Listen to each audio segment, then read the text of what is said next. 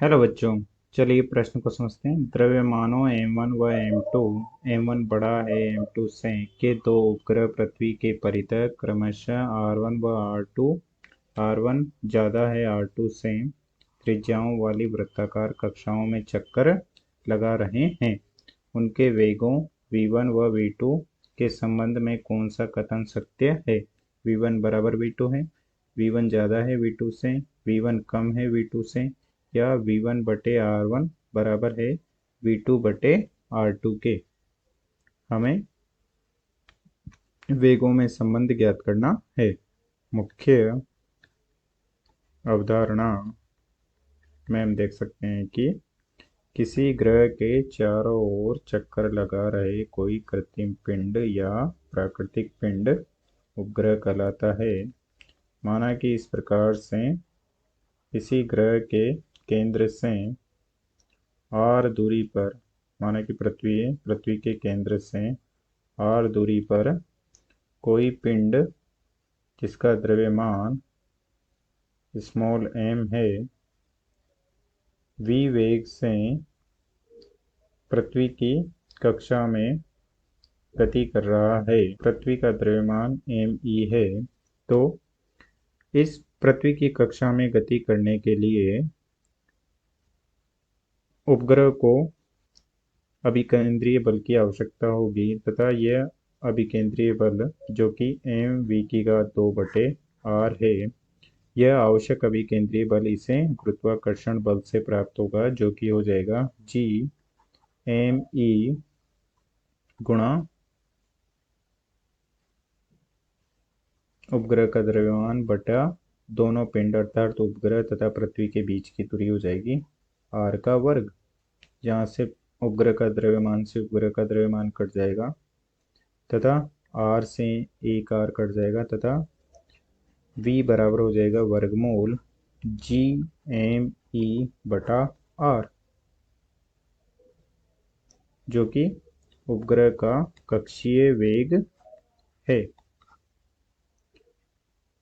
अब चलिए प्रश्न को हल करते हैं। प्रश्न में दिया गया है कि दो उपग्रह हैं जो कि इस प्रकार से पृथ्वी के केंद्र से r1 तथा r2 त्रिज्या में पृथ्वी के केंद्र से r1 बड़ा है, तो ये r1 हो जाएगा तथा इसका द्रव्यमान m1 है, तथा पृथ्वी के केंद्र से ही r2 त्रिज्या जो कि छोटी है तथा इसका द्रव्यमान m2 भी कम है। चूंकि v बराबर होता है वर्गमूल कक्षीय वेग v बराबर होता है g me बटा कक्षा की त्रिज्या r। चूंकि यह पिंड के द्रव्यमान उपग्रह के द्रव्यमान पर निर्भर नहीं करता है, तो m1 m2 से कोई निर्भरता नहीं होगी, तथा इन उपग्रहों के लिए हम ज्ञात कर सकते हैं कि कक्षीय वेग क्या होगा। तो पहले उपग्रह के लिए, प्रथम उपग्रह 1 वाले के लिए हम लिख सकते हैं कि v1 बराबर हो जाएगा g me बटा r1 का वर्गमूल, तथा द्वितीय उपग्रह के लिए जो कि 2 है उसके लिए हो जाएगा v2 बराबर वर्गमूल g me r2, तथा यहाँ से हम देख सकते हैं कि दोनों तरफ वर्ग करने पर v1 की घात 2 बराबर हो जाएगा r1 बराबर g me, और ये हो जाएगा v की घात 2 r2 बराबर g me एक नियतांक है जो कि दोनों में समान है, तो समीकरण 1 व समीकरण 2 से हम लिख सकते हैं कि v1 की घात 2 गुणा r1 बराबर होगा v2 की घात 2 गुणा r2, तथा यहाँ से हम लिख सकते हैं कि v1 बटे v2 बराबर हो जाएगा वर्गमूल ले लेंगे तो r2 बटे r1 का वर्गमूल, तथा हमें दिया गया है कि r1 का मान ज़्यादा है r2 से, तो यहाँ से हम देख सकते हैं कि r2 बटा r1 1 से कम होगा, तथा वर्गमूल लेने पर वर्गमूल R2 बटा R1 का भी 1 से ज़्यादा होगा, अर्थात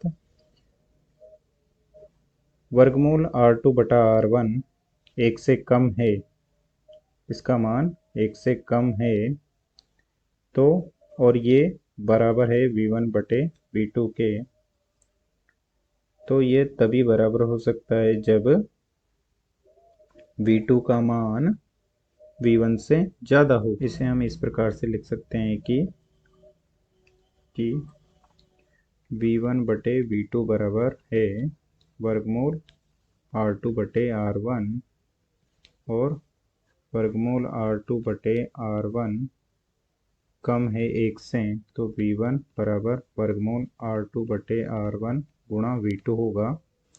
इसका मान 1 से कम है, तो इसका मान ज़्यादा होना चाहिए, तभी ये V1 के बराबर होगा। तो V1 का मान V2 से ज़्यादा है।